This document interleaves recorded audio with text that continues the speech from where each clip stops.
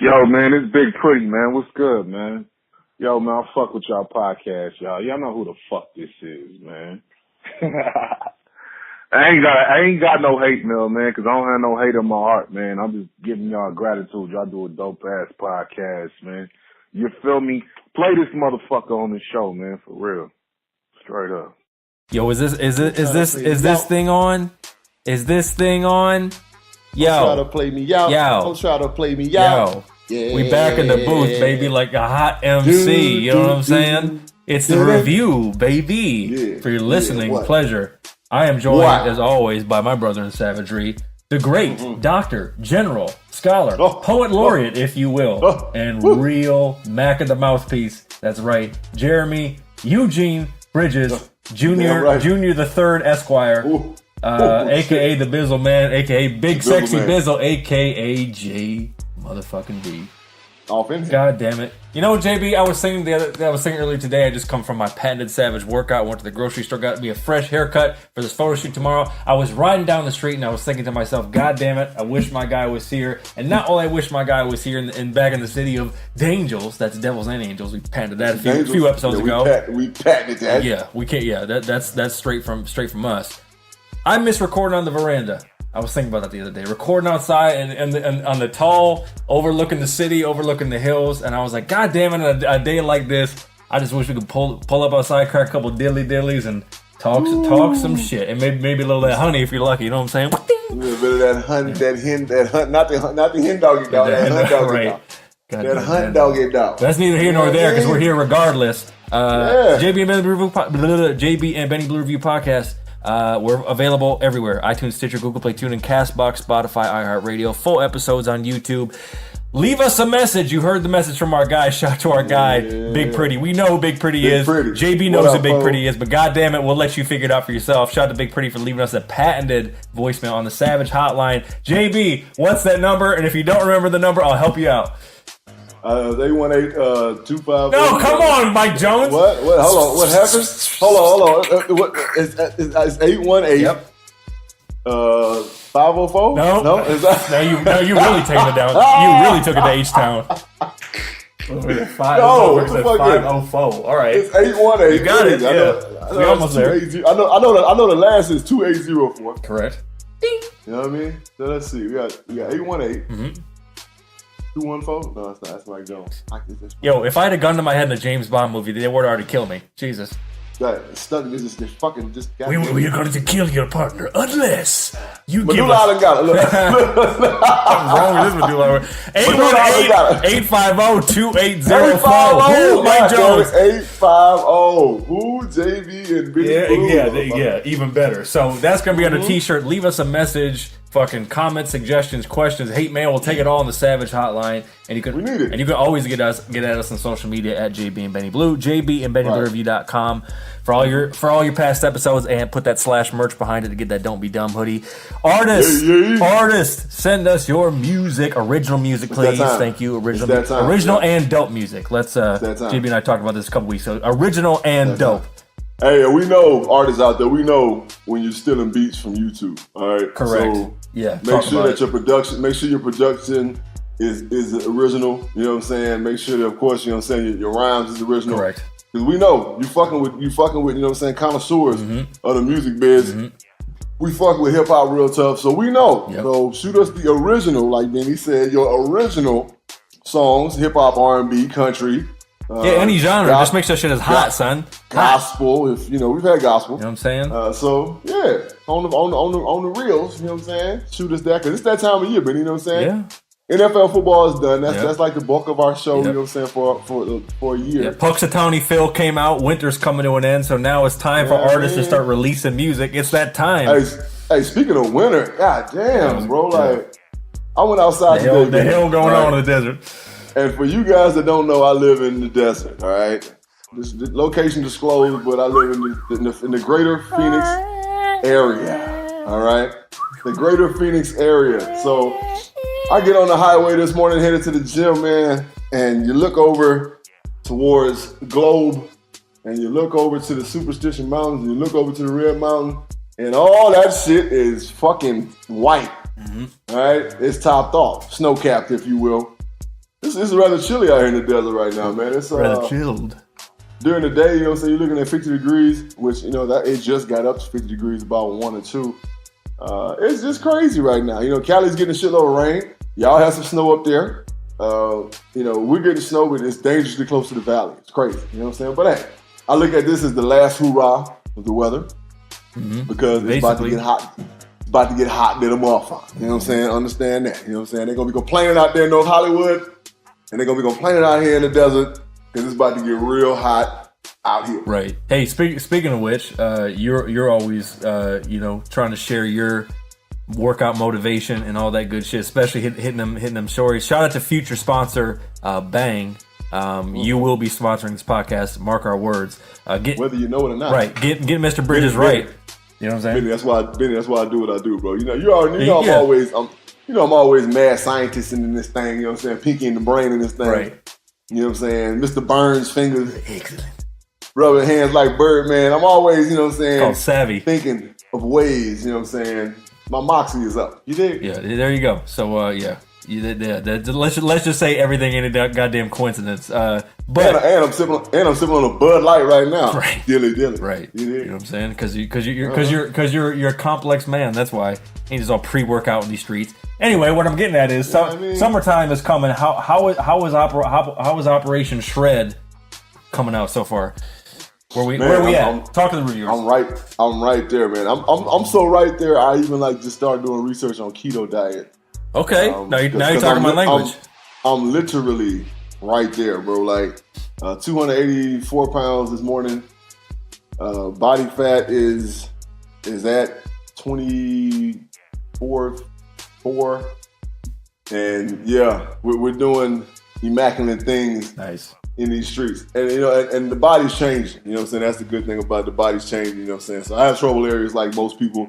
I'm a big dude. Have been a big dude for most of my adult life. When I retired, I was 340 pounds. So extrapolate that shit. You know what I'm saying? I've lost a gang of weight.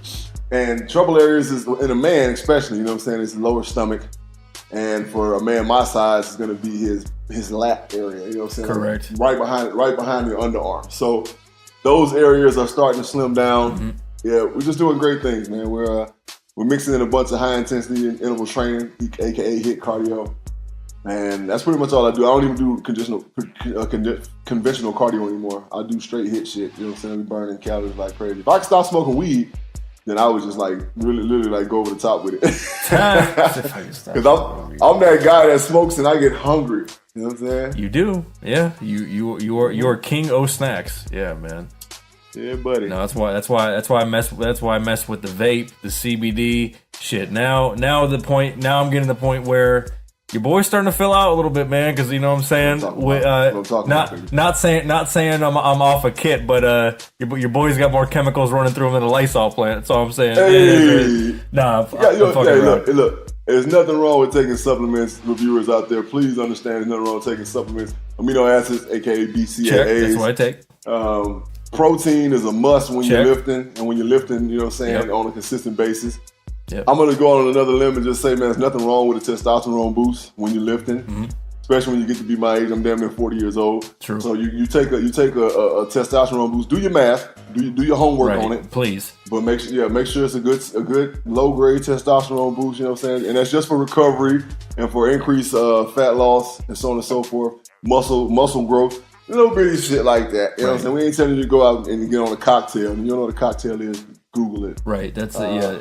If you got a buddy that you work out with and you're like, hey, how come your voice is really high and you got all those pimples on your back? Like, oh, what you talking about? Yeah, that's your boy. Exactly. Your boy's off that kit, as they say. He's cocktailing. You know what I'm saying? Like, don't. Right. You know, and Benny, I've had every opportunity in the world to do that. You know that. You know what I'm saying?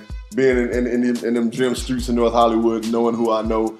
These people will remain nameless, all right? But I've seen some guys do some crazy evolutions over the last 5 years, right? Straight up, right. And I've been building slow but steady. I take BCAAs. I'm doing MCT powder, like MCT oil, That helps, and you should look into that for ketosis if you haven't already.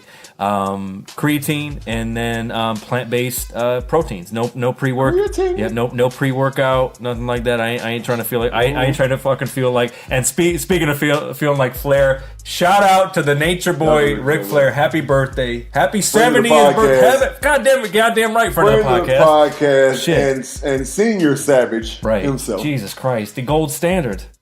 The gold standard of savagery. What is that? What is his nickname? Golden Boy? The goddamn Nature Boy. The Nature Boy. Okay, I'm bugging. Hey, CTE kicks in. Yeah, we're definitely blaming that one on CTE. Jesus. You know? So the Nature Boy. Was he De La Hoya? Jesus Christ. Yes. So yeah, Rick the Nature Boy Flair. You know what I'm saying? Who has a song named after him by one Killer Mike, who was also a friend of the podcast. Mm-hmm. One of my favorite songs. A lot of rappers have named songs after him or dropped him. Ric Flair drip go whoo on the beat. You know what I'm saying? Most recently the Migos. Yep. He was in the video and everything. It was awesome, man. Ric Flair is definitely for the culture, man. I love that dude. Mm-hmm. Shout out, and also a couple other birthday shouts, of course. Shout out to our guy, a friend of the show. Happy birthday to Pat. And Patty Baby. Of course, we would be remiss if we didn't. The mascot. If the official cheerleader, Princess Sparrow Rain Bridges. Happy birthday, Sparrow. My little angel cake, man. Happy birthday to Daddy's little baby girl. She is the youngest of the Bridges clan, but she's definitely holding it down like a Bridges is supposed to. Mm-hmm. Yeah, man, it's beautiful. It's a beautiful thing. It's a beautiful thing. Life, man. And parenthood. I can't wait till my guy gets, you know what I'm saying, gets a taste of this. Yeah, we're getting there. My guy! You know what I'm saying? I can't wait to become an uncle, you know what I'm saying, to my brother's, you know what I'm saying, son or daughter. I can't wait. Yeah, man, it's gonna be great. Everybody else's kids are gonna be fucking doing college applications. Like, hey, you want to see my new baby? Right, exactly. I'll be 50. My wife will be like fucking 25. What are you, Jack Nicholson? Jesus Christ! The hell's going on? Hey, Robert Kraft. Oh, good God. Robert Kraft is out here fucking, but Bizzle, man, we will get to that. Fucking Andrew Dice claim the shit. We will get to that, trust me. All right, reviewers. You know that after football season, we always do our best to Wu-Tang Financial diversify our bonds this operation. And we always find different things to talk about, whether it's other sports, other music, forms of culture, society, and all that good shit. Long-time reviewers, especially those who've been rocking with us basically the whole way, or most of the way, certainly. You know that, especially in patented segments like JB's Burning, you know, JB's You With or Not, Don't Be Dumb, all that shit. Yes. JB has never been one to bite his tongue about how he feels, especially in a place like Los Angeles, but all over the world, really, about how social media has been affecting how we operate as people. And this has been kind of simmering for a while. Yeah, that's a good way to put it. This has kind of been simmering for a while, and we finally had a good conversation about it in our patented production meeting. Just about what this thing is starting to cause negatively in our society, right? Yeah. And like I said, JB, we spent enough time. Reviewers know how we feel about some of these ladies out here who got those elective surgeries, and now they got they had an outie belly button. Now they got an innie. And they lying about it. They lying. Right. They lying. You know what I'm saying? Chicks out here with the filters, with the lip injections, the whole shit. All right. We've covered that in depth. I'm just gonna throw this in real quick. My homegirl Lex, Charlotte, North Carolina, man. You know what I'm saying? My old home. She posted something on the story the other day that was like dead on. Yo, ladies out there, stop getting surgery and then be fooling these other ladies thinking that they can get the same body you got by just working out. Right. Yo, you know what I'm saying? Just be real. Right. Shit. Right. Just fucking admit it. Or ladies, if you get surgery, please, for the love of God, stop going to the gym and just doing squats. You need to work out your legs. Work out the full legs. Do something. Like, shit. Like, yo, just stop fucking lying. That's all I want, man. Right. Stop your blood clot lying.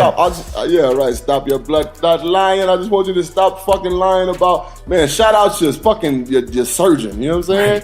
Right. Shout out your doctor. Be like, yo, this motherfucker here is a beast. Right. Real shit. You know what I'm saying? Like, fuck it. I mean, you know what I'm saying? Like, in this day and age, it's like, hey, who gives a fuck, bro? You know what I'm saying? Like, because it's so damn accepted It's like, what the fuck is you lying for now? Like, what's the purpose of you lying? Like, you know what I mean? Like, hey. I ain't saying everybody's not doing it because we still have some women out there, like my homegirl Lex. You know what I'm saying? Like, she's a piece now. You know what I'm saying? Cold or something. Got a kid. You know what I'm saying? But she's fine as hell. You know what I'm saying? Do her thing. You know what I'm saying? But get on her grind in the gym. You know what I'm saying? I feel me? It's a lot of women out there that's just getting it cracking. And there's a lot of things on social media that I see, and people are starting to kind of like expose them. Like, yo, this chick who getting it done in the gym, killing it, you know what I'm saying? Like the homie Massey, like, you know what I'm saying? She kills it. And, yo, she gets respect for it. Like, all the homies, you know what I'm saying, from G-Train, they get respect, you know what I'm saying? Like, they don't get enough respect. But you get a bitch that, and I just say bitch because I don't know your name individually. So, you get a bitch, shout out to Cat Williams. So, you get a bitch, you know what I'm saying, that gets the surgery done. Then she goes and posts a bunch of pictures of herself, you know what I'm saying, with flat tummy tea and motherfucking, and in the gym, like you said, squatting, you know what I'm saying, with focus on her booty. You know what I'm saying? Like, and then they getting fucking 10 quadrillion likes. You know what I'm saying? They got fucking 4 million followers. You know what I'm saying? And this bitch is literally a nobody. Mm-hmm. You know what I'm saying? Some bitch that's deemed herself a fucking Instagram model. Fuck out of here, man. Well, speaking of nobodies, speaking of people who are really, truly getting on some cowardly shit, what we're alluding to is not Instagram. It's not IG. It's not IG. It's not Facebook. It's not Friendster. It's not Bebo. It's not MySpace. It's not Black Planet. No. It's not Snapchat. It is fucking Twitter. The Twitter, as Betty White so elegantly put it. Right. Right. We've reached critical mass with this shit. And this is covering a bunch of different areas. Whether it's sports, music, politics especially. Here's the problem, man. Reviewers, we love engaging with you, especially on all forms of social media. And Twitter can be entertaining, and it can be a good place to share information. Right. All right? Yeah. Here's the problem, though. We've reached the point now where anything that's said by enough people is law. People don't actually do the research to find out what the truth is, even if they're just confirming what is already fact. People don't even do that, that's troubling going down the line. Also, because we're in the hypersensitive cancel culture where everything is trying to overcompensate from all the BS in the past, right? Now, people get quote unquote canceled. They're tried by the court of public opinion, and they're not given due process, and it's some bullshit. And we're getting kind of tired of it. I gotta tell you, it really is some bullshit. You know, I see some of the most ignorant people ever on Twitter. And the thing about it is, Benny, you can't tell them shit. Right. You know, everybody's a fucking expert on Twitter. That's the thing. You have a very small percentage of people on Twitter who are just like, you know what? I'm going to get all the facts first, and then I'm going to make an opinion. Now, what happens on Twitter is people put that opinion out there, whether they really believe it or not, just to get some shit cracking. And that shit, it pisses me off. I just posted something about it earlier about trolls, quote unquote trolls. I think that's the wackest shit ever. I think it's the wackest shit ever. I first encountered a troll 2 years ago on Twitter, where this guy posted something, and I put on there, I'm like, yo, that's not right. He was like, he wrote back, bro, I'm trolling. So I sent him a direct message. I'm like, bro, what the fuck is that? You know what I'm saying? At that time, I was 37 years old. I'm completely out of the loop of what the fuck these youngins are doing. Trolling? That's the weakest shit in the world. Like, you're putting something out there, the reviewers who have been under a rock for the last fucking 4 years, you're putting something into Twitter sphere that you know isn't true to get people riled up and get people going. That's quote unquote trolling. And I think it's the weakest shit in the world. Whatever happened to saying what the fuck you mean, Benny? What happened to that shit?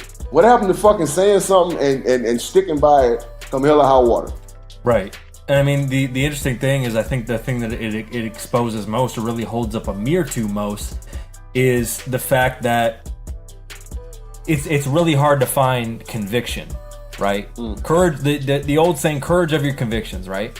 And some people have convictions that you may not necessarily even agree with, or might even not even agree with. You may agree with the sentiment of it, but you don't like their style or their approach to it, right? And because everything has become, like you said, now it's become, honestly, it's a digitized version of when there be that kid in your class when you were like in elementary school, we all had this kid who would say something slick, knowing that he could talking down on somebody or making fun of somebody, right? Because he knew that based on that group of people, he could get a laugh, right? Yeah. Right. Typically, you call them like that would be like a stereotypical bully type mentality, whatever it is. But they weren't actually funny, and they weren't actually cool for their own merit. They were trying to dirty mac somebody else to make themselves appear cool. And as JB said, blowing somebody else's light out, trying to make their light correct, bright, you know? Correct. And there's trolling has even evolved, as JB knows, since then over the last probably 3 to 5 years, because now it's not so out outrageous anymore. Sometimes people will troll with legitimate statements or points, where if you saw them just out of context, you'd be like, that's a reasonable thing to say. But sometimes people say that and they know that you look at the stats, fucking 50,000 likes, 65,000 retweets, and it's like, and it's you can tell how hollow this shit is, because what's the fucking cliche that everybody does now? They do a thread and they're like, oh, you know, here's my SoundCloud, and half of them people just doing it as a joke because they know it's never going to get that hot for them again. Right. Or they'll just be like, you know, they'll put some shit out there, and then like you look on the comments, and the first 2 comments are like, hey guys, follow me. Hey guys, follow me. Right. Like, starting a little thread, yeah. Right. Like look, if I put some shit out there, I'm putting it out there because that's what I really believe, or that's my exact thoughts at that time. That's what Twitter was made for, you know, to put it out there, to put your thoughts out there, to put your words out there into the Twitter sphere. And now, this whole generation, these kids nowadays are just so, nothing is serious to them. Like, even when they're trying to be serious, you can't take them serious. And that sucks, you know, because you don't know who's for what, you know? It's a bunch of snakes in the grass. That's kind of how I look at it. Right, and they have no perspective. It's almost like what my generation went through, you know, from a like anybody that was like into some street shit, where especially in like the Midwest, where it was like you always heard the term. Our guy shot in front of the show, Gibbs, you know what I'm saying? Freddie Gibbs talks about this. Other artists like him talk about it, where there's no OGs because everybody's locked up. And you kind of have that feeling on social media now with kids, especially kids from lower income areas and stuff like that. Because I mean, let's be honest, like you hear about different demographics and different groups of Twitter and those being the loudest. But that's exactly my point. Just because you're on Twitter all the time and you're the one utilizing the platform the most, that doesn't mean what you're saying is correct or healthy. You know what I mean? That shit can really have a ripple effect that you're not even seeing.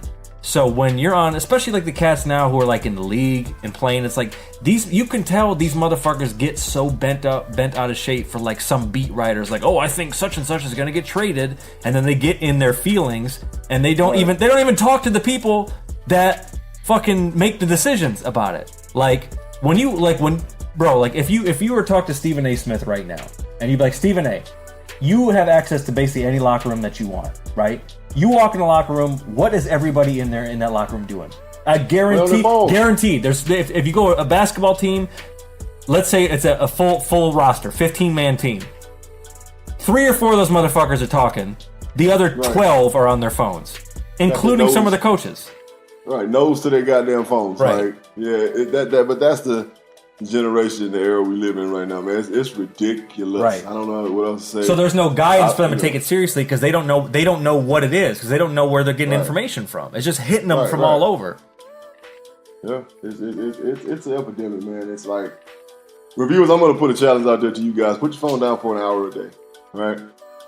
So that's what I do. I put my phone down for a whole hour a day. I put it on the charger and I put it away from me. Like, you know what I'm saying? I put it on the counter in my kitchen.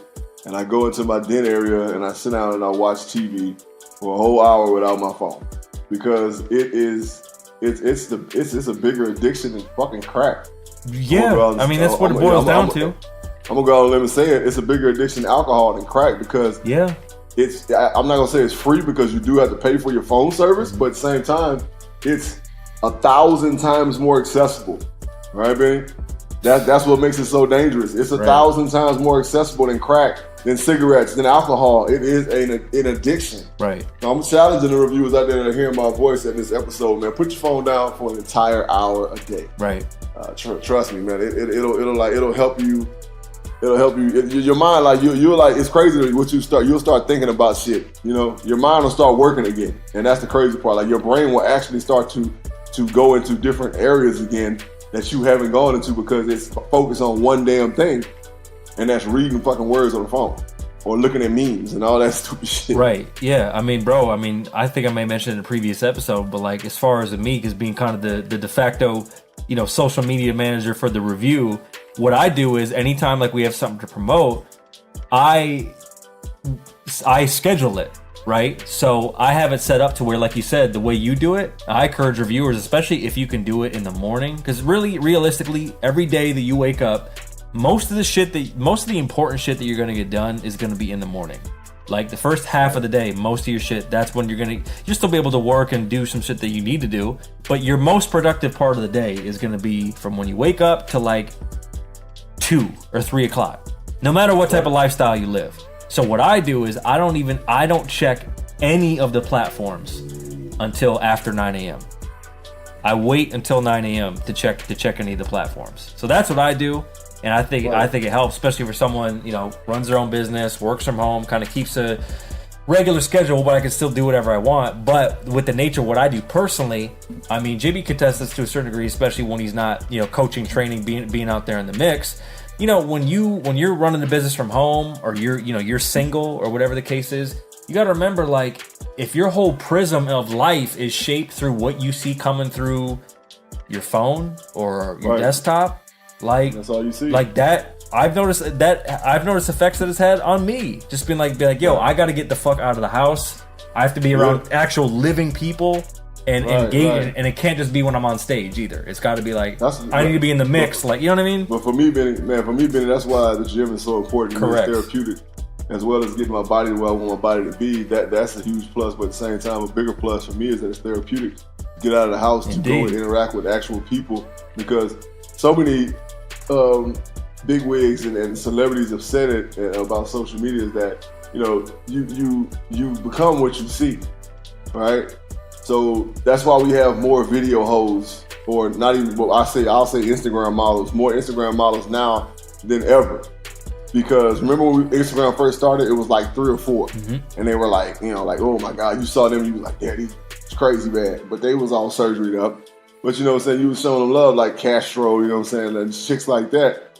Like, now, man, it's like every other, if you go to the Explorer page, oh my God, it's like I can't even do it anymore. It's just ridiculous. It's like soft porn, bro. Yeah. Like, it gets to the point, bro, and I've said this before on the show, man. Like, to the point where I like some of the chicks that we follow.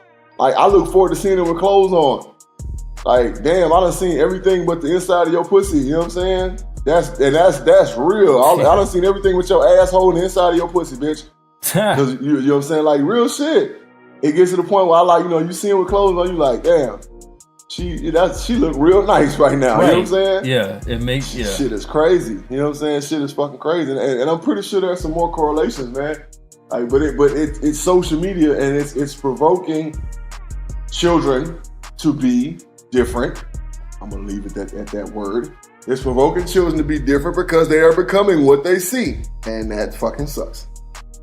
Yeah, it's just really what reviewers, we, of course, you already know, we crack our jokes, and you know what I mean. We're not afraid to go there with any topic, but at the same time, we want to make sure we're looking out for you, because we're two cats that have lived through shit, especially being in a place like Los Angeles, especially where it's like it's almost like it's like a mental disorder almost, and you kind of have to navigate it, and it's like that shit's fucking weird. It's like a mental disorderly maze. Like, you know what I'm saying? You literally have to, like, around every corner there's some wild shit. Like, right. And everything's different everywhere you go. You have to navigate a certain thing everywhere you go. It's always something different. Mm-hmm. So, being out there, I know it's like super crazy because you got so much diversity. It's just nuts everywhere you go, man. Like, I'm really burnt out on social media. I'm trying my best to put the damn phone down as much as I possibly can. Right. Because I'm so burnt on it, you know what I'm saying? Like, and it's a balance, right? Because it's like you want to be able to stay in the know, and especially with what we do, like we have to have these platforms to engage with you, the reviewers. Like reviewers, you saw it. Listen, I'll keep it all the way funky with you. I'm not big, and JB knows this because we talk about this, of course, but I'm not huge on being like the meme guy. Reviewers, I'll be honest with you. I could be posting so many more memes. I could be getting so many just collecting likes and collecting followers. I really could be doing that shit if I wanted to. I know the science behind that. And for example, like we'll post, it's very interesting. Reviewers, we already know you fuck with us and you like our content. But we notice there's a little bit of that, you know what I'm saying, that dopamine drip in your brain if we post the right thing. For example, I just put together a funny little thing about Drake and Meek Mill hitting the heavy bag because they both have terrible form. So it's funny. It's funny put up, but it's like I knew when I put up a piece of content like that, it was gonna get a different reaction than when we just promote the podcast. Not saying it that when we promote the podcast, people fuck with it because they do. But when we put up, we know it's gonna get a more of a instantaneous reaction when I put that shit like that up there. And what he's saying out there, reviews, is that, in layman's terms, people are very selective with their views and selective with their likes. Right? Bottom line. Because the thing I liked about the stories is that you can't not look at my story and I don't know you look. You know what I'm saying? Like, real shit. You look at our story, we see it. That's awesome. Who you looking? But I don't know that you're looking at my page. You know what I'm saying? Even though I know some people out there looking. I know. But you can't see that this person has viewed your page. Right. Viewed your post. You know what I'm saying? You can't see that. Exactly. So yeah, we get it out there. We get it out there, reviewers. You know what I'm saying? Like, it's a lot of phantoms out there as far as the IG thing goes, and Twitter as well. Because people can look at your Twitter page if it's open to the public. They can just look at your Twitter page and look at your post and so on and so forth. But we got to do better. Again, the challenge is to put your phone down for an entire hour. All right? Put your phone down for an entire hour. I got a question. I wanted to be messy for a minute, Benny. Oh, shit. I just want to be messy for a second. All right. So, all these people that we deal with, a lot of people we deal with in North Hollywood are influencers, right? Influencers. Right? They're influencers. They make their money from social media. A lot of them, they get their endorsements and, things of that nature from social media, right? So I wonder if the owners of Twitter and the owners of Instagram would come out right now, because they're the same owner. Come on right now and say some racist shit. Because they're white boys, reviewers. So, come out and say some racist shit. I wonder how many quote-unquote influencers will put their phone down. How many influencers will boycott social media? How many black people and white people, because they got some boycotters, you know what I'm saying? They woke, you know what I'm saying? And they down with the cause. Mm-hmm. I wonder how many people would put their phones down to social media. You know what happened? They would do it for a week, and then they would find a reason to say, you know what, we have to, air quotes, use this platform to make a change, man, and create awareness. The same shit that would happen with that is the same shit that's gonna happen with fucking Gucci. It's social currency. People wear Gucci because they feel, or designer in general, because they feel like, especially if they don't come from that, they feel like that's what. Yeah, it's a subtle and kind of personal way to say I've made it, right? So look, with that being said, right, the whole and that kind of goes back to the point we just made about social media and how everything is just so damn accessible now. How many people do you see on social media with these little clips of these videos, these rappers and these actors wearing a fucking Gucci headband? You know what I'm saying? Right. Wearing Gucci sneakers, wearing Gucci monogram jackets, wearing Gucci monogram pants. So everybody's got to run out and get what they see because they are doing what? They are becoming what they see. Right. Yep. Man, the zombie apocalypse is right now, whether y'all know it or not. And it's just happening through social media. Motherfuckers ain't running around eating brains. Social media is eating your brain. Right, exactly. Right. So it's getting ate by something. Trust. Yes, sir.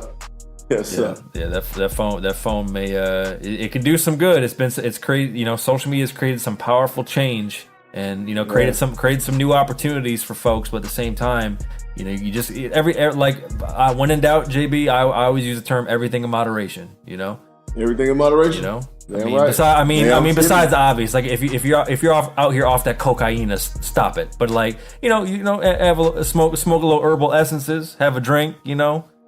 Do what you got to do, but everything and that includes the phone. Like you said, JB said at the top, it's an addiction more powerful than crack, and that shit is fucking Jesus, Mary and Joseph. Like, come on now, that's real shit. Well, hey, speaking of calling bullshit, when we come back. Oh, your boy, the Bizzle Man. Oh, that's right. I'm introducing my own patented segment, and I got to speak at JB. You want to talk about getting messy? I'm letting the Mac off on some of these dumb fucks right here. It's going down. I'm looking forward to this. The clip fully loaded and cocked back and ready to bust. You know what I'm saying? And then right after that, we are bringing back JB's You Win It Out. I'm going to hit him with 5 different. You can go with this. You can go with that. Word to black sheep type. You can get with this, so you can get with that. You know what I'm saying? Trying to get after giving these people this quality content on the review, because the review is from the people and we love you. That's what we do. Reviewers, we'll be right back right after the special advertisement announcement from our friends at Pacific Home Buyers, baby. Yeah. Holla. Yeah. What's up, reviewers? Have you heard about making money in real estate, but you're not sure how to get started? Now you have an opportunity to learn about the housing market while earning commission on new deals. Pacific Home Buyers is a Southern California-based real estate investment group that is seeking experienced and hungry phone salespeople to help them find the best homes on the market for sale. And the best part, there's no real estate experience required. Hours are flexible and you can earn big money on closed deals for just getting home sellers qualified. Call us now at 323-963-3417 for more information on how you can get started. That's 323-963-3417. Pacific Home Buyers. Your home sale starts here. All right, reviewers. We're back. Left something. Like we left our goddamn car keys. Reviewers are back. It is a JB and Benny Blue Review podcast. Thank you for listening to us so much. We appreciate it. Again, follow us at JB and Benny Blue for all your social media needs. iTunes, Stitcher. Play. For 2 seconds, I thought it was motherfucking Cleveland. That's what that was. Nah, I ain't got no reason to right now. Shout out to Cleveland regardless. We know you're fucking shout out to Cleveland just for the fuck of it, man. We love y'all out there in Cleveland. Cleveland. You know what I'm saying? So you, again, follow us, please. At JB and Benny Blue for all your social media needs. Keep up with us. Again, remember what we said in the first segment. You know what I'm saying? Put your phone down, then when you pick your phone back up, hit that follow button. You know what I'm saying? That's how you do it. That's right. On all platforms, iTunes, Stitcher, Google Play, TuneIn, Castbox, Spotify, iHeartRadio. Full episodes on YouTube. And shout out to our folks there, KSRN network there in the desert. You can check them out at various different live sporting events. Javon, that boy E, you know what I'm saying, out here, you know what I'm saying? Earl, you know what I'm saying, at fucking Suns games, Birdgang, Diamondbacks, fucking the Coyotes, whatever, and everything in between. Yeah, he worldwide. He worldwide Earl. You know what I'm saying? Yep. So yeah, man, that's how you can listen to us. Reviewers, we teased this before we went to the break. There's a lot, like we talked about in the social media section, there's a lot of dumb fuckeration happening out here in these digitized streets. We've had enough. Don't need no hateration, fuckeration in these podcast streets. It's a remix. Yeah, man. You know what I'm saying? Shout out to the queen of hip hop soul. Shout out to Mary, man. We love you, baby. We love you. Future guest of the podcast went out there in universe, goddammit. You know what I'm saying? We're gonna get it. But see, Mary, you're good. People like you are good. However, there are some people that are out here fucking around, and there are some straight buffoonery going on in these streets. Talk about it, and talk about it we shall, because damn it, we going to. As JB said right at the end of our last segment, sometimes you got to get a little messy to get to the truth, and god damn it, that's what we're doing. We're introducing the brand new patented segment entitled "Use a Bitch." Use a bitch. Cue that motherfucking UGK classic shit. Use a bitch. Yeah. I've had enough, Bizzle, man. I got a list. I got a list of names. I got a list of demands. Spit that hot fires. You know what I'm saying? Talk that gangster shit, B. Here's the deal. Jussie. Oh, you knew I would start with you, ass. Oh, you zesty motherfucker. Oh, you zesty motherfucker. No, bitch. Listen, motherfucker. You First of all, your name ain't even Jussie. It's fucking Justin. And you changed it to Jussie to be, oh, I gotta be standing out. Fine, work your brand. Be more spicy. Yeah. Here's the problem. Reviewers, Jussie motherfucking Justin Zesty Smollett. I'll get you caught up real quick. He's an actor on Empire. He allegedly was attacked by two quote-unquote racist, homophobic Trump MAGA supporters when he got back to Chicago in the middle of the night, walks down the street, tried to get some Subway, and apparently they attacked him and they put a noose around his neck. Here's the problem. This motherfucker made Harry and Lloyd from fucking Home Alone look like a goddamn crime syndicate with how dumb this motherfucker was. First of all, he hired two Nigerian brothers who were on the show previously. They were background actors on the goddamn TV show. They are on an episode of the show. God damn it. Then these motherfuckers look like they ran the 100 meter for fucking Jamaica or a goddamn WWE tag team championship duo. Neither of which is a goddamn Trump MAGA redneck motherfucker. Then he cuts out fucking a bunch of shit from magazines, pastes it, and sends it to a fucking kindergartner-ass ransom note to himself. And then JB, the worst shit of... He did the bodyguard shit? He did the bodyguard shit. He sent himself a letter. Snap. Then, if it wasn't dumb enough, this motherfucker sends these two out like a fucking buddy cop movie to a goddamn local hardware store to buy a noose where they are on fucking HD camera.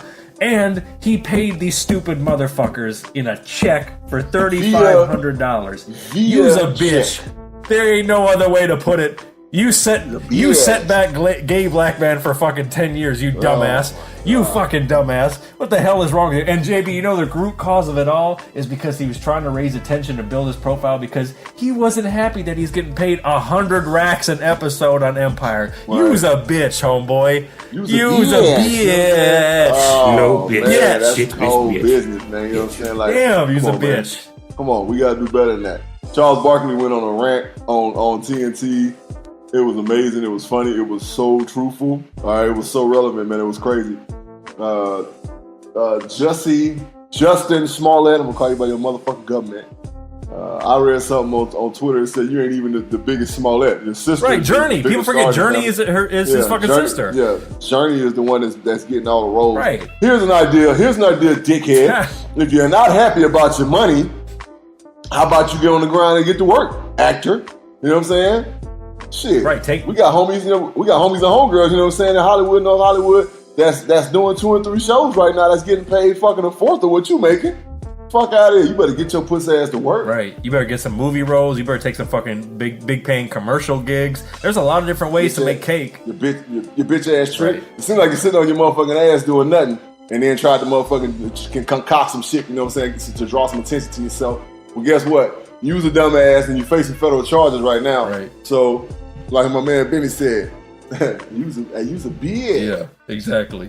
All right, keep it moving right along. Speaking of motherfuckers who just need to stop talking. We alluded to this in the last segment in terms of when you walk into a locker room nowadays, all these cats are on their phones. Oh, I can't take this shit anymore. Until you prove it otherwise, Kyrie Irving, as of right now, today, you's a bitch. I'm tired of you talking.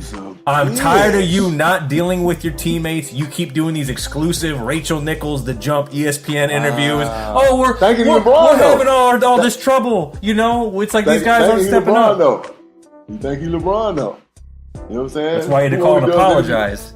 Who only does interviews with Rachel Nichols? LeBron. Mm-hmm. You know what I'm saying? Mm-hmm. Yo, Kyrie, you played yourself, period, because you left a team because you wanted to be the man just cuz. Then you got to a team and realized, I ain't really made to be the man. We talked about it on one of the episodes before, Benny, right? Mm-hmm. That's correct. He's not cut from that cloth. He's not that guy who's made to be a fucking leader, somebody that people are going to respect and follow. He's not that guy. He's not that guy. He's just not. He's not. Yeah. And it's showing now. It's big time showing. Right. And Kyrie, to be honest with you, I wouldn't. The only reason why you fell into use the bitch category status at this time is not because of your play on the court. You can ball. Right. It's about you. Instead of you fucking punching these fucking 21-year-olds in your locker room in the chest and say, yo, let's figure this shit out because we know we can go all the way. Instead of you doing that, you're running to Rachel Nichols and you're saying all these passive-aggressive, fucking undercut, fucking cryptic-ass shit like, oh, well, you know, if people could accept their roles. Motherfucker, you accept your role as a goddamn leader because until you decide to be a leader, goddamn it, you's a bitch. There ain't no other way to put it. You's a bitch. All right, moving into music. Uh-oh. JB, we talked about this in terms of the fake outrage and mob mentality. Oh. I think this shit that happened with Meek and Michael Rappaport is bogus. And I'll tell you why. Number one, to start, as much as anybody, and JB and I talk about this as friends, we can get annoyed with Michael Rappaport. Sometimes he just needs to shut the fuck up just because of his personality, right? Right. If you don't know what happened, he said that Meek was trash. Now, what he was saying was, because he put it all in the tweets, I'm not acting like I'm thinking what he's saying. This is what he actually said. He was making an opinion on Meek's music, and he acknowledged all the great things that he's doing, especially with the Reform Alliance and everything in regards to criminal. So he wasn't attacking Meek as a person or his character. Right. He was saying as a hip hop fan, he thought he was trash. Now he has since said, listen, I shouldn't have said he was trash. Just said it's not really my thing, right? So he misspoke on that end. Here's the problem though. Everybody had something to say about this shit. And they started pulling the whole, oh, he's canceled. Oh, he's getting too comfortable. All this blah, blah, blah. Let me tell you something about a guy like him. And I don't necessarily mean specifically him, but people like him. Whether you choose to acknowledge or not, he's actually contributed to hip-hop. He really has. He's made documentaries, he's interviewed people, he's helped put people on, and he cares about the culture. He knows a lot more about rap music than a lot of these motherfuckers who are speaking on it, to be quite honest with you. Like, a lot more than a lot of these motherfuckers just popping shit because it's Meek and he may be their favorite artist, you know? And people taking it sideways when he wasn't talking about him as a person. He misspoke about how he felt about the dude's music.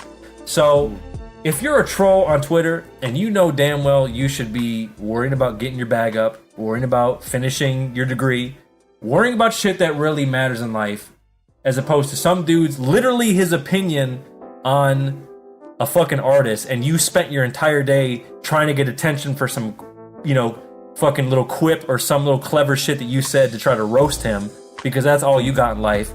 If that's who you are, then this special Youz a bitch goes out to you, because that shit's corny as fuck. Youz a bitch. Now my thing is that, you know what I'm saying, like I think that Michael Rappaport, and I said, you know what I'm saying, like a friend of the show, Aisha Deal, you know what I'm saying, she said that she was like, he's, you know what I'm saying, he's kind of worn out his welcome to the barbecue.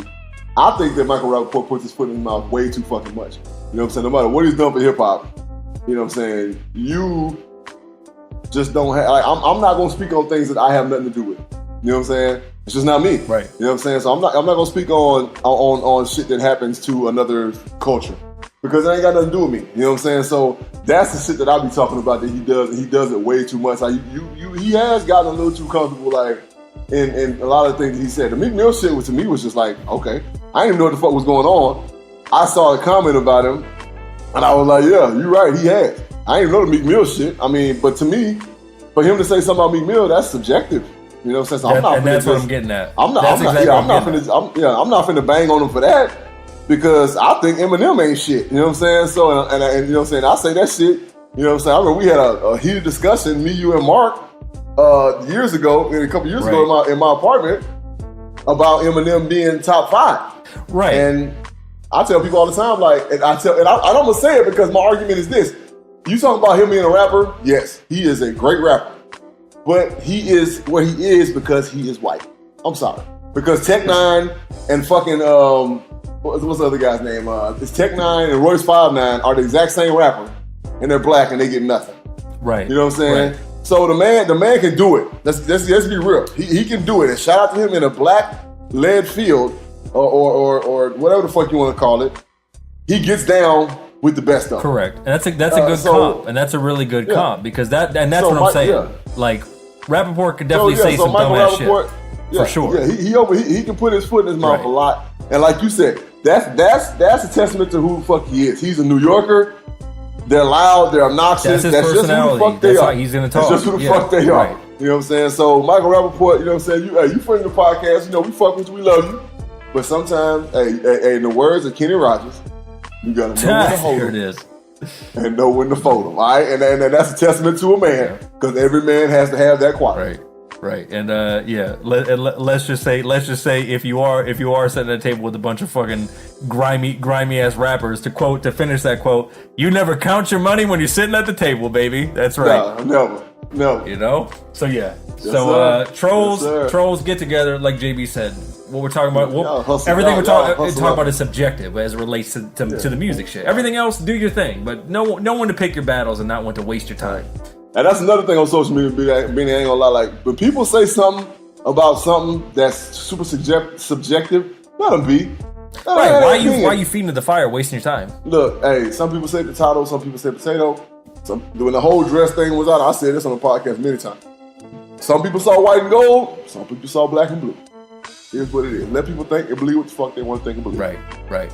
Hey, speaking of you know what I'm saying, different colors, fabrics, all that good shit, as it relates to the animals. So rest in peace to the great Steve Irwin. That motherfucker. Beautiful soul, man. Beautiful dude, really cared about animals. Hey PETA, this one goes out to you. PETA, you's a bitch. PETA was trying to roast fucking people. PETA was coming out here trying to roast Steve Irwin because of his work with animals. Now, I'm not even gonna lie to you. I don't even know it as deep as any of these other topics. But all I'm gonna say is, unless Steve Irwin was like fucking, hitting fucking clubbing seals to death, or fucking poaching, making fucking alligator shoes straight out the swamp, killing elephants for the ivory. You know what I'm saying? Like, which he wasn't. Right. Like PETA. This motherfucker got killed by a stingray. Right. And PETA, let's be clear, PETA. Like JB probably knows this. Like PETA, y'all's fucking resume ain't fucking pristine either. So don't sit here and be like, oh, we're the defenders of everything holy when it comes to animals. No, you're full of shit, PETA, and you need to leave a fucking. Especially if it'd be one thing if he was notoriously fucked up, but dude, like by all accounts, that dude was a great dude. So like the fact he was a saint. The fact that you're pissing on some dude's grave that a lot of people love, like his son is literally out here carrying out his legacy. His daughter doing the same shit that he was doing. You're like, oh, Steve Irwin, PETA, you's a bitch. Shut the fuck PETA, up. Y'all some bitches. You know what I'm saying? We gonna change it. Y'all some bitches. Yeah. The whole lot of you. Organization, record label, motherfucking crew. The whole lot of you. You know what I'm saying? Shit, you're a fucking jerk. PETA, you's a bitch. And finally, oh, JB will appreciate this one. Oh boy. Come on with it. The chickens have come home to roost for hell, this may even be young Mind of Zion's playlist at times. Maybe not currently, but maybe at some point, or his age group, his demographic. Right. JB, the chickens have come home to roost. You want to talk about gaining attention? You want to talk about being stupid? Everything we talked about in this whole episode thus far, this guy embodies. The chickens have come home to roost on that rat fuck. Tekashi69, you's a bitch.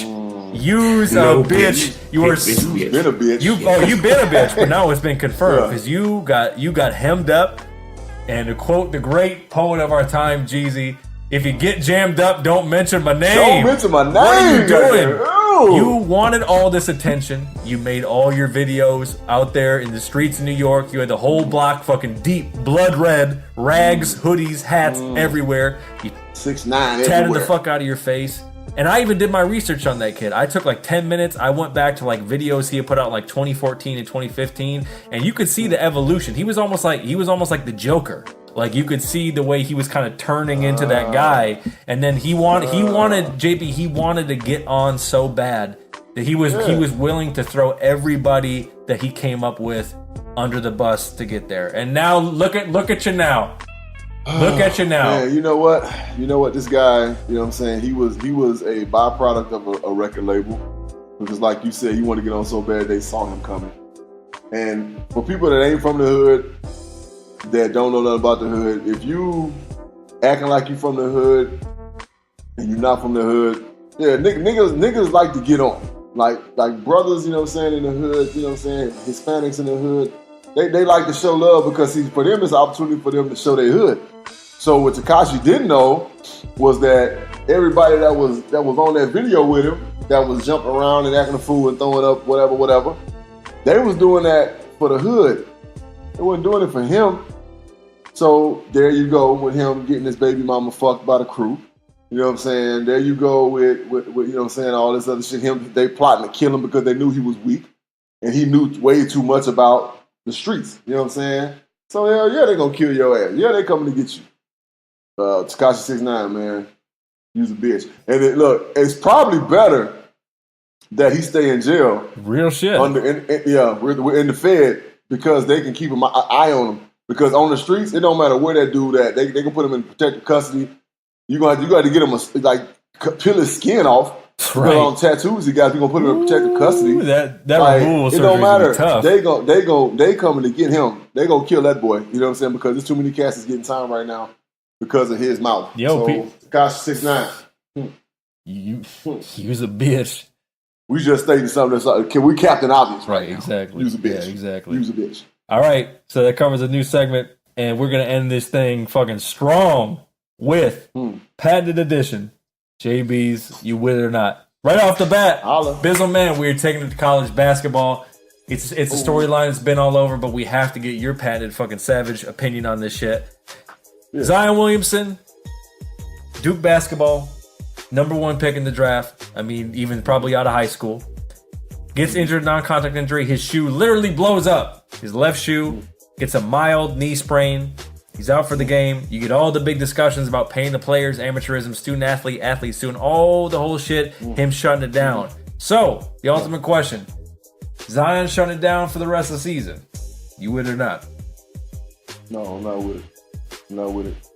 Couple announcers, analysts, college basketball analysts made great points in saying that this could have happened in the gym and practice.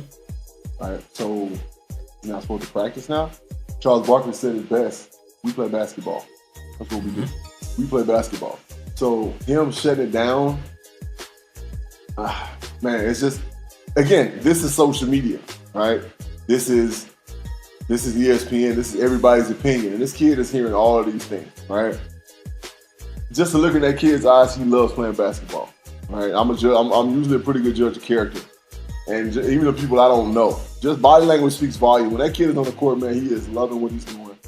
So, and then he loves his teammates. Like, there's a camaraderie. And that's a big shout out to Coach K about how he has all these basically hired vigilantes who are 5-star athletes who come onto his team knowing that they're going to be one and done, and get them to play basketball together and to love each other and to become a team to go deep into the tournament and hopefully win championships. I'm not with Zion shutting it down. I think Zion needs to play for his team. I think he needs to continue to build on what he started. Zion is not a polished basketball player by any means, but he is a talent. And he just needs to keep playing. He just needs to change his motherfucking shoe. From what I understand, he's worn those shoes basically the entire season. Right. Like, you can't do that. We didn't do that shit in high school. You know what I'm saying? Right. Like, you know, even poor little South Park High School, we had 4 pair of basketball shoes for the season. Like, you can't do that. Like, so somebody, who the fuck is advising this kid, man? Right. Like, come on, bro. Like, you can get, I mean, let's keep it real. We talked about this in other episodes. This kid can get any shoe that he wanted. I mean, he could literally be on NBA shit and have a new pair for every game. Shit, NBA level, they're changing at halftime. They're changing their shoes at halftime. Nike is paying this man right now whether y'all want to. Right, so like, yo, Nike, yeah, he can have whatever the fuck he wants. Trust me. Right, and I couldn't agree more because it's going to help him develop as a player, as a man. I mean, shit, like you said, I mean, in a weird way, I mean, not blaming it on his decision, but in a weird way that will be a teachable moment for him. Like, kid, you can't be like you're in high school or like having fun with your friends, just wearing shoes at the highest level of college basketball for every single game. Like, them shits are gonna give. You play hard. You're strong as fuck. It's gonna happen. He cuts. His cut is, man, the way he cuts and when he explodes. Yeah, them shoes, they like, it's like motherfucking, you know what I'm saying? Like all like tires. You know yep. Yeah, when you got a motherfucker that's doing a 30 mile commute every day, back and forth, your tires gonna wear out a little more. You know what I'm saying? Them hoes rotated, fucking, you know, get a new set. quicker than usual. Right. So, but I'm with you 100% as far as playing for the team. They really only got the tournament left. Sit him a couple games, let him come to the tournament. If he can lead me to a national championship, great. And then it gets him just more polished and a higher profile for the draft and all that good shit. So I'm with you. All right, Fizzle Man. Oh, we don't fuck with this team, but damn, this is I gotta say, this kind of caught me off guard. Your man Robert Kraft is out here fucking, and he's out here paying. He's out here in the depths of Florida, getting them over unders and rubbing tugs. For you to say what you just said, he's out here fucking. That is amazing. That is amazing. You know, I'm the king of the jab up top. Give the random ass intro to get him in, but yeah, that's really what it is. So look, he's out here fucking. Robert Kraft. 70 plus years old, is out here falling up into random rubbing tub, wiling out shops, to put it lightly. You know what I'm saying? Getting the love in the club type deal. So look, first of all, I'm not with it because he has all the money in the world. He is literally the monopoly man. Right? Walking. Yeah, for real shit. You could have a Heidi Fleiss, motherfucker. Right, you can if you can pay for it, you can get top shelf. You can get the finest hoes. You know what I'm saying? Jupiter, getting the rubbing tub. That ain't gonna say a motherfucking thing because it's complete. You know what I'm saying? Discretion. You know what I'm saying? Yeah, it's complete consent. You probably gonna have to sign a contract before you bone the bitch. You know what I'm saying? Or you can make her sign one. You know what I'm saying? So I'm not with it. That was just fucking wild. Right. Now America, you know what I'm saying, all the red-blooded American men out there, you know what I'm saying, that have been to rubbing tugs. I've been to, a few in my day. You know what I'm saying? It's a quite an experience. But for Mr. Kraft, man, I think he's just, I don't know, man. It's funny. The very first thing that when I was at the gym when I saw this shit, of course I get the updates on my phone. So when I read it, I just bust out laughing in the gym. And the first thing that came to my mind was, I was like, hey, see what happens? You start hanging around them niggas. Hey, you wanna be down with the culture? Well, you start hanging around niggas, shit happen to you. You know what I'm saying? Now your ass have been locked up and motherfucking scrutinized behind some shit that he's probably done a million times. Right. Let's be real. He's probably done this a quadrillion times. He has a house down there in Florida, you know what I'm saying? So, he's probably done this a million times. All of a sudden, he's hanging out with the blacks, and he got with the delegation. He's out there with the delegation. He on stage with Cardi B and shit. You know what I'm saying? He's got the chain. He's got the fucking ice. The fucking championships ice. The powers that be, the whites that feel like, what the fuck? I really hope all I'm saying is I really hope when old girl was giving him the oil change, I hope he had the fucking chain on. That's all I'm saying. I hope he had that shit blinging. I hope he had that shit fucking shimmering. All right, Robert. The chain.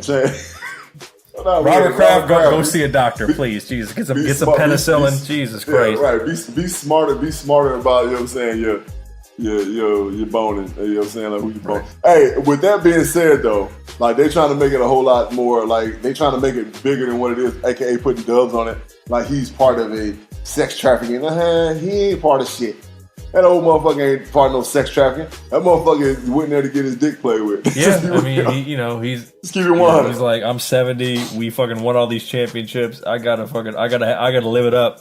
You know? Right. I'm wild. He's living his best life right now, and he got caught. Yeah, there you go. Hey, speaking of, we're taking it to music. I'm already mentally preparing myself for everything you're about to say to this. The Grammys were last weekend, if I'm not mistaken. A lot of different categories, a lot of different artists. There was a category that's honestly at this point probably the most meaningful category given the genre. It is to put in Grammy terms, they call it Best Rap Album. All right. The winner of the Best Rap Album was Cardi B. I believe her album's called Invasion of Privacy. Now I haven't heard the album. Cardi B's cool with me. I'm sure she seems fun as hell to hang out with. I even like some of her music. However, there was an album that JB and I said, I believe in our last Full Out Music episode, I believe friend of the show, Javon J. Love Adams was on the show to talk about it with us. Mm-hmm. Yeah. JB, our favorite album of any genre last year, Nipsey Hussle Victory Lap, did not win Rap Album of the Year. I already know you're not with this, and tell the people why you're not with this. You know, I'm gonna shock you, and I'm gonna say I'm undecided. Really? Because I know the work that Cardi put into that album, and it was a good album. You know what I'm saying? I've heard it. My son, who is the worst critic of shit, like especially female rappers, like you got to be really getting down for my son to focus on a female rapper, and he was like, "Yo, Cardi shit it was decent. It was really a good album." You know what I'm saying? So just from you could, but of course, I would have preferred Nip to win because I think that was the most complete body of work album wise, musically in 2018. So, and that's just the fact of his evolution, and he's been in this thing for a minute, and then for him to really put together a project like he did, I was like, it's a shoo-in. Should nobody else even come close? But Cardi is the one, right? She took the rap world by storm, and I give her a prop, man. I'm just gonna go back and talk about a song. It's kind of on one of her 3 mixtapes in 6 months. It's called Red Bars. Have you ever heard that song, Red Bars? Yeah, I heard it when it came out. Yeah. It's been a long time though. She was fucking ripping that shit, and I gained so much respect for her right then and there because she's in the kitchen in the video rapping in her bra in her old apartment, this liberty ass bathroom. It's like, it was just dope how the whole thing was shot. Shout out to whoever shot that video because it was only on YouTube. But like whoever shot that video did an amazing job. She's out in front of the apartment housing with the bloodies. You know what I'm saying? All the fellas, was vibing, rocking with her. But she was spitting that fucking fuck you rap. Mm-hmm. You know what I'm saying? She was coming for bitches' throats. And at that point, I knew that she was going to take over the female rap game, period. And there was nobody going to touch her. Sorry, Nikki. But, I'm undecided because I'm happy for her. But I feel like my man got snubbed. You know what I'm saying? All right. I was gonna say I knew it would take us a long way to get there, but I knew you felt. And then fuck Ariana Grande for trying to throw shade at Cardi behind Mac Mill. Mac Millie not winning, you know what I'm saying, the album of the year. Rest in peace, Mac Millie. We love that boy, but he did not have album of the year. And other 2 nominees besides Mac Miller Swimming, which again, rest in peace, Mac Miller. But to be fair, yeah, I would either go with Nipsey or Cardi. The other 2 nominees were Pusha T, Daytona. Daytona was cool, but but it Astro World, Travis Scott. I'm good. There are a couple songs, but as a body of work, no. But yeah, I mean, hey, in the words of Dash, your new album. All right, so that was good. That was good perspective on the Nipsey shit. Either way, we fucked the album, and he's got bigger and better things to come. So shout to Nip. All right, Bizzle, man, you already know we're gonna end with some fuckery here. 2 more for you. In Texas, a Texas stepfather in Houston is facing felony charges because his stepdaughter was being bullied at school, and he had picked her up from school, and they were riding down the street going home, and wouldn't you know it, they saw his stepdaughter's bully. My man hops out the car, and he fucking gives, what did the 5 fingers say to the face? Slap to the 12-year-old boy that was picking on his stepdaughter mercilessly, and now he's facing felony charges. JB, this dude has slapped the dude that's harassing his daughter. Felony charges? Really? Are you with it or not? Hey, I got daughters, so you know what I'm finna say about this shit. Hell no. And it was a dude too. If it was a chick, he ain't slapping a little girl. It's a 12-year-old boy. I'd have been like, go whoop her ass. You know what I'm saying? Like we finna pull over right now. You finna beat that bitch ass. Come hell or high water. And if not, you gonna fight her and let her know that it's real. You know what I'm saying? Y'all gonna have a fair one, and that's that. But because it's a little dude, my daughter, nah, fam, nah. You might get gut punched. I'll probably be facing federal charges as well. I'm with it. Shout out to Pops, you know what I'm saying? Hey, I put some money on his books if they try to put that man up. I got you, baby. You know what I'm saying? That's not gonna hold up. You know what I'm saying? But yeah. Hey, so your kid need it though. You can't be, you know what I'm saying? Like that's the world we live in nowadays. You know what I'm saying? The parents like, he hit my kid. I don't want nobody to hit my goddamn son. But at the same time, my sons ain't gonna be bullying no goddamn girls because they raised right. Correct. There it is. And finally, this one actually might qualify for a fucking don't be dumb honorable mention in a certain degree. However, I feel like old Johnny Law and University of California, Santa Cruz are fucking hating on this young man's entrepreneurship. Young man, student, 18-year-old kid, kind of looks like a surfer dude, whatever. He created an app called Banana Plug. Now, I guess the UC Santa Cruz, their mascot has something to do with bananas. I don't really know. I don't fucking pay attention to them. Shout out to them though. Right. And obviously we already know the fucking connotation behind the word plug. This young man designed an app that was basically like the ease or the weed delivery app for basically like college ass drugs, like fucking Molly and fucking Zans and all that shit. Of course, the school finds out, felony, getting arrested, kicked out of school, the whole shit. I don't know, man. I not from the law perspective, not the smartest thing to do, but I respect this kid's hustle. You win or not? I think that the school should not charge him. I'm totally with what the kid was trying to do. He made an app, right? That's what these kids. Right. I'm totally. He was an entrepreneur. Hire him. You know what I'm saying? He was an entrepreneur. So I'm totally with what the kid was trying to do.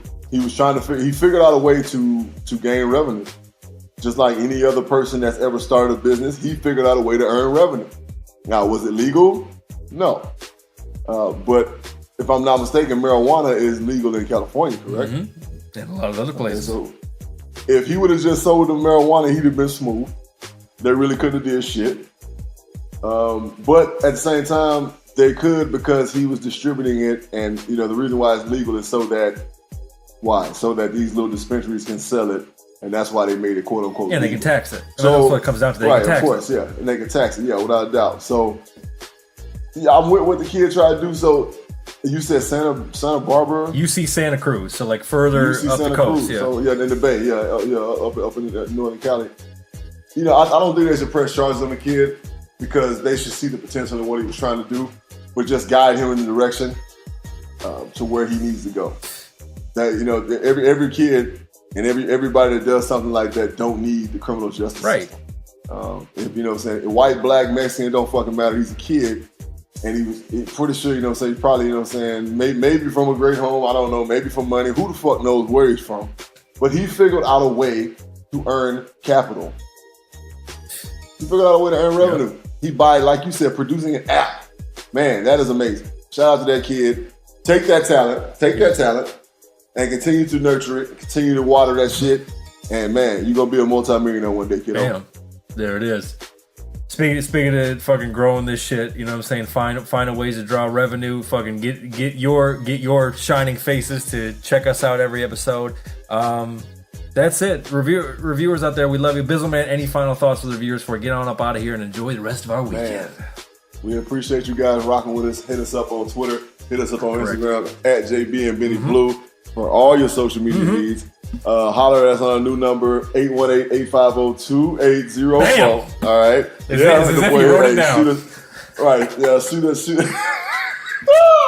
No, I didn't. I promise I did. Right in the guy. It's catchy though. That's why we pick our viewers. That's just catchy. Yeah, of course. My mind works some fucking time. So look, holler at us on the line, man. Leave us messages like our boy Big Pretty. Big Pretty, shout out.